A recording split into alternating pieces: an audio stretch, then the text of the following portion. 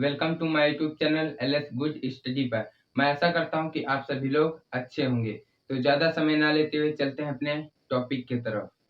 तो दोस्तों, आज का हमारा टॉपिक है सम और विषम संख्याएं कौन सी होती हैं, सम और विषम संख्याएं किसे कहते हैं, आज हम सीखेंगे। आप सभी कंफ्यूजन में रहते हैं कि सम संख्या कौन सी होती है, विषम संख्या कौन सी होती है, तो हम आपका सारा कंफ्यूजन आज दूर कर देंगे। तो शुरू करते हैं। तो हमारी सम संख्या की परिभाषा आप क्या लिखेंगे?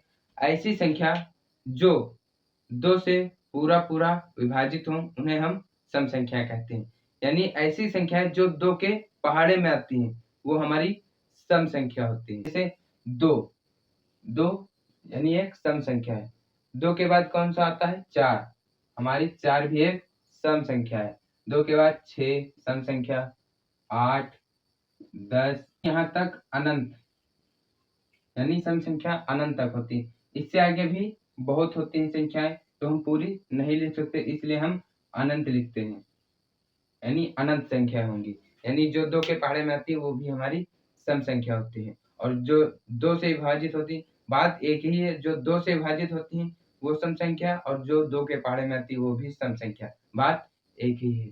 तो अब हम सीखेंगे जैसे 2 अंक की संख्या, 3 अंक की संख्या, 4 अंक की संख्या, 5 अंक की संख्या, यानी बड़े-बड़े सी भी संख्या को हम कैसे पहचानेंगे कि ये सम संख्या है कि विषम। तो हम किस तरह से पहचानेंगे आओ देखते हैं। यदि संख्या के लास्ट वाला अंक, यानी संख्या जो है उसके लास्ट वाला अंक यानी इकाई के अंक, यानी जो उसका इकाई अंक है वो उसका 0 है, लास्ट वाला अंक 2 है, 4 है, 6 है, 8 है।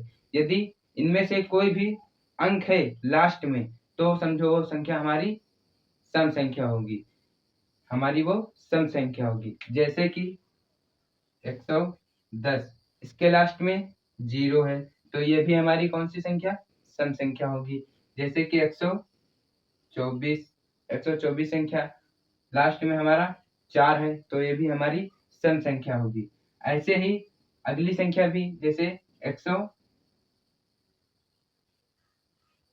1110, ये लास्ट में हमारा 0 है तो भी हमारी सम संख्या होगी।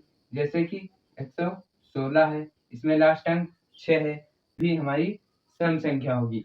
108 है, जैसे हमारी ये सम संख्या है, इसका लास्ट अंक 8 है तो हमारी ये सम संख्या होगी।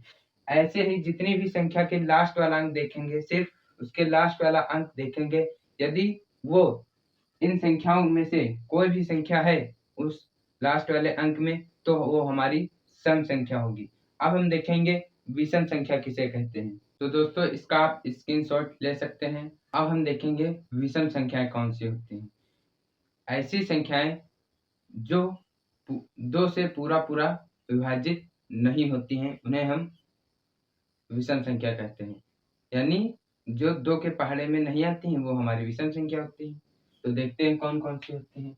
ऐसी संख्या जो दो से पूरा पूरा विभाजित ना हो विषम संख्या कहलाती है। जैसे दो के पहाड़े में कौन कौन सी संख्या नहीं आती, जैसे कि हमारा एक नहीं आता है, 3, 5, 7, 9, ये हमारी संख्या है।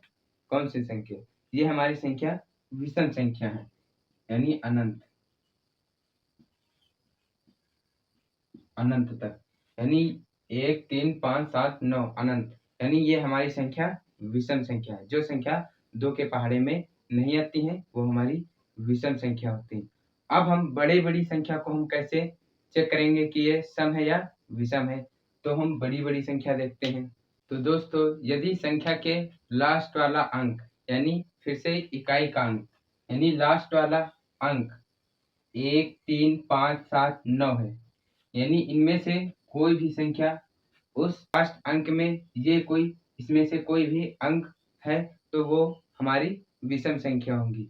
जैसे 111, इसमें लास्ट में हमारा 1 है तो हमारा ये विषम संख्या होगी। और अगली जैसे 115, इसमें हमारी 5 है लास्ट वाली संख्या तो हमारी ये भी विषम संख्या होगी। इसके बाद 113, इसमें 3 है तो ये भी हमारी विषम संख्या होगी। जैसे 2005, इसमें ये भी हमारी विषम संख्या होगी। ऐसे ही संख्या के लास्ट में इसमें से 1, 3, 5, 7, 9 इसमें से कोई भी अंक है तो वो हमारी विषम संख्या होगी। तो दोस्तों ऐसी ही वीडियो पाने के लिए चैनल को सब्सक्राइब करें और वीडियो अच्छी लगी हो तो वीडियो को लाइक करें।